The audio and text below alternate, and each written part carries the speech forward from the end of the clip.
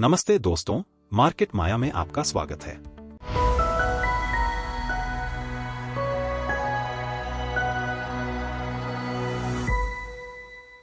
आज हम मार्केट माया पर स्टॉक्स बॉक्स का अकाउंट मैप कैसे करना है वह देखेंगे।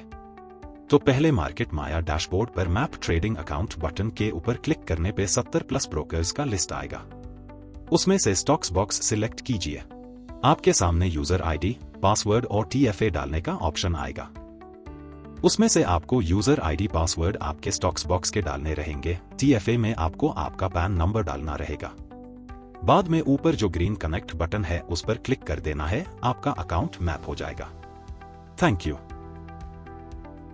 मार्केट माया के साथ जुड़े रहिए, क्योंकि मार्केट की माया जाल में फंसाया तो मार्केट माया ने बचाया।